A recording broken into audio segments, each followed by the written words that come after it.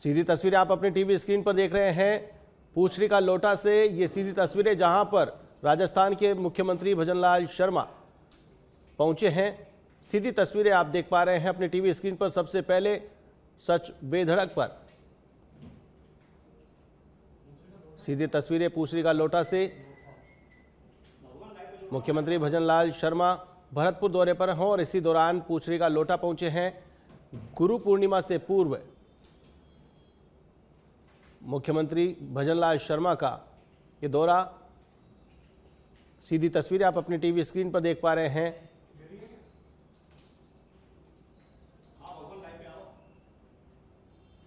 मुख्यमंत्री भजनलाल शर्मा भरतपुर दौरे पर हैं, पूछड़ी का लोटा पहुंचे हैं। सीधी तस्वीरें आप अपनी टीवी स्क्रीन पर देख पा रहे हैं। मुख्यमंत्री भजनलाल शर्मा भरतपुर दौरे पर हैं, पूछड़ी का लोटा पहुंचे हैं। धौलपुर में जनसभा करने के बाद पूछड़ी का लोटा पहुंचे हैं मुख्यमंत्री भजनलाल शर्मा।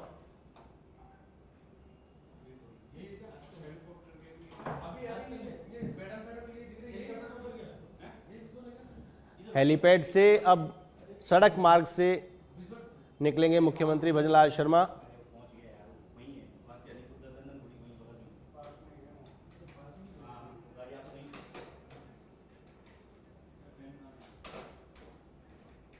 इस खबर पर हमारे साथ लाइव जुड़ चुके हैं पॉलिटिकल एडिटर लाल सिंह फौजदार। लाल सिंह, मुख्यमंत्री भजनलाल शर्मा भरतपुर दौरे पर हैं, क्या कुछ अपडेट?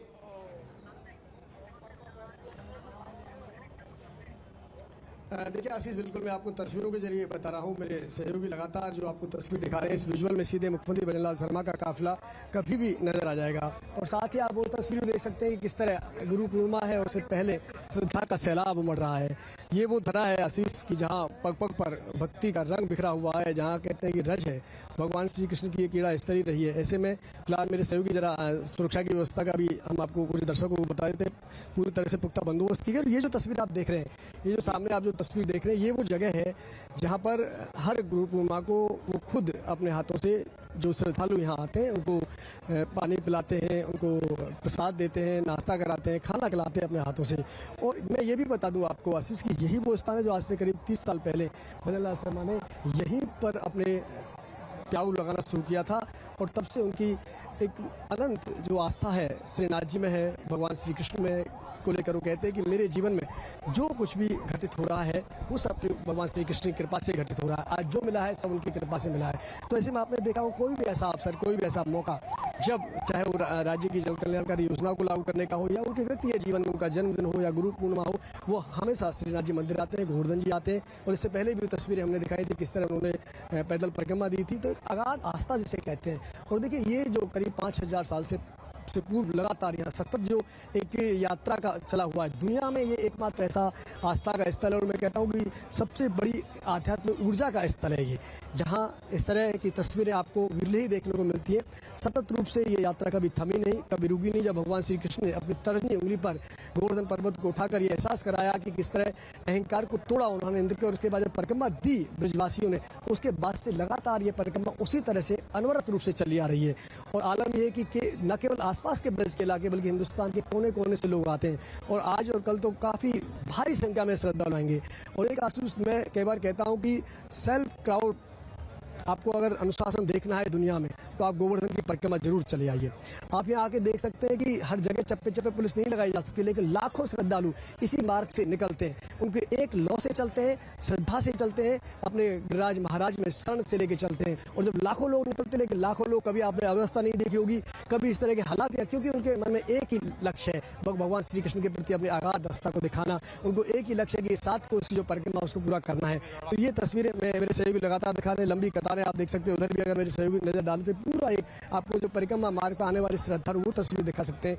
नंगे पैर ये परिक्रमा दी जाती है और 7 कोस की परिक्रमा होती है। मुख्यमंत्री भजनलाल शर्मा ने भी कुछ दिन पूर्व परिक्रमा दी थी। और आज उनके जहाँ तक कार्यक्रम की बात करें हम, तो सबसे पहले वो श्रीनाथ जी मंदिर पहुंचेंगे, वहां पूजा अर्चना करेंगे और उसके बाद वापस, जैसा कि मैंने जो तस्वीर दिखाई थी, यहीं आकर वो श्रद्धालुओं को नाश्ता पानी भोजन करा सकते हैं। क्योंकि हर बार पिछली बार भी जब हम कवरेज किया था आशीष हमने सच पे धड़क कर, तो हमने तस्वीरें दिखाई कि किस तरह एक मुख्यमंत्री भजनलाल शर्मा की श्रद्धा इस श्रीनाथ जी मंदिर से जुड़ी हुई है, गोवर्धन परिक्रमा से जुड़ी हुई है, उनके आराध्य है वो। और कई बार कहते हैं, मुझे वो भी याद आता है जब विधानसभा में विपक्ष के लगातार हमले हो रहे थे, उन्होंने कहा कि हम तो सुदर्शन चक्रधारी पर विश्वास करते हैं। तो जो फैसले करते हैं जनहित में करते हैं, जो फैसले करते हैं जनता के कल्याण के लिए करते हैं, और जनता के कल्याण में लिए गए फैसलों में अगर कोई भी अवरोध आएगा तो हम उसका सख्ती से मुकाबला करेंगे, उसको दूर करेंगे। फिलहाल तस्वीरें जिस तरह का मैं तस्वीर दिखा पा रहा हूँ, सिक्योरिटी अलर्ट हो गई है और कुछ ही पलों में आपको तस्वीर कैद सच में के कैमरे में होगी जब मुख्यमंत्री भजनलाल शर्मा इसी परिक्रमा के जो सीधे मेरे सहयोगी आपको दिखा रहे हैं, ये यहाँ पहुंचेंगे। और उसके बाद मैंने जैसा ही बताया, जो पूर्व निर्धारित कार्यक्रम है उसके तहत वो श्रीनाथ जी मंदिर में पूजा अर्चना करेंगे। और चूंकि कल विशेष कार्यक्रम उनके रहने वाले हैं, आज ये 2 कार्यक्रम रहेंगे। पूजा अर्चना के बाद प्याऊ पर आएंगे, प्याऊ पर पानी पिलाएंगे। और ये अलग बात है कि शेड्यूल में हो सकता है आते ही वो प्याऊ पर जाएं और यहाँ पहले श्रद्धालुओं को सेवा करें, क्योंकि यहाँ पर सेवा का बड़ा महत्व है। मैं आशीष पूरे जयपुर से जब निकला पहुंचने के लोटा के लिए, तो आप खासकर जब जैसे मैंने हाईवे से नीचे उतरा, बड़ौदा मेव से लेकर लगातार हमें हर किलोमीटर पर चप्पे चप्पे पर कहीं प्याऊ मिली, कहीं खाना खिलाते हुए लोग मिले, कहीं नाश्ता कराते हुए लोग मिले। यानी कि यहाँ सेवा बस्ती है। यहाँ ब्रजवासियों के लिए कहा जाता है कि यहाँ पर किसी व्यक्ति को भूखा नहीं सोने दिया जाता। ऐसी अगाध श्रद्धा यहाँ बहती है, ऐसी भक्ति के बयान यहाँ बहती है। यहाँ के लिए कहते हैं कि ये रज है। यहाँ कोई आशीष, यहाँ जो हम यहाँ खड़े हैं जिस पावन धरा पर, वहाँ कोई मिट्टी शब्द का उपयोग नहीं करता, यह रज कहते हैं। क्योंकि यहाँ पूरे लीलाधर जो ब्रह्मांड के मालिक है, जिन्होंने पूरे जगत के नियंता है, उनकी यहाँ क्रीड़ा स्थली रही है। साक्षात परब्रह्म परमेश्वर भगवान श्री कृष्ण यहाँ विचरण किए, उन्हें अपनी बचपन यहाँ बिताया है। तो ऐसे में कहते हैं कि उनके पैर यहाँ पड़े हैं, तो हजारों साल के बाद भी हम इसको रज कहते हैं। और कहते हैं कि इस रज मात्र से मानव का कल्याण होता है। अगर आप केवल इस धरा पे आ ही जाओ, यहाँ आना ही आपके लिए, आपके जीवन के कल्याण के लिए पर्याप्त है। तो ऐसा इस धरा के लिए कहा जाता है, क्योंकि यहाँ पग पग पर श्रद्धा है, हवा में श्रद्धा है। यहाँ हर व्यक्ति के मन में श्री कृष्ण समाये हुए हैं और वो जिस तरह का भाव लेके आता है। मेरे सहयोगी जरा तस्वीर दिखाएं कि मुख्यमंत्री भजनलाल शर्मा कुछ ही पलों में पहुंचने वाले हैं और फिलहाल उनकी जो सिक्योरिटी है वो पहुंच चुकी है और कुछ ही पलों में वो तस्वीर आप यहाँ देखेंगे जब मुख्यमंत्री भजनलाल शर्मा यहाँ पहुंचेंगे।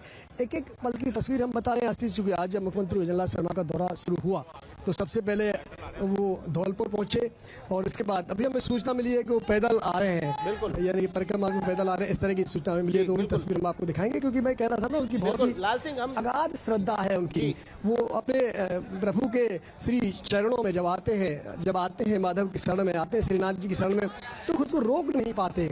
और यही वजह है जब उनको जैसे वो परिक्रमा मार्ग पे आए, देखिए आशीष यहाँ आपकी परिक्रमा देने आए होंगे, यहाँ आते ही आदमी भक्ति में भाव हो जाता है। लोगों की भीड़ हम देख पा रहे हैं। मैं कह रहा हूँ पूरी थकान जो होती है वो मानो उड़ जाती है। ऊर्जा का संचार है ये, मैं कहता हूँ आध्यात्मिक शक्ति का पुंज है ये।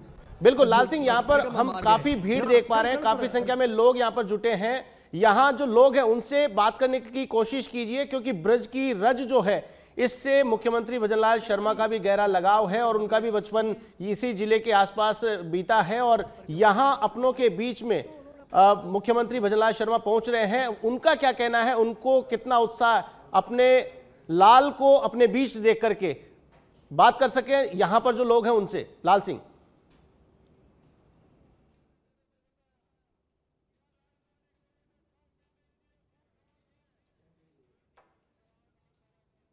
तो आपको बता दें कि पुष्टि का लोटा पहुंच चुके हैं मुख्यमंत्री भजनलाल शर्मा।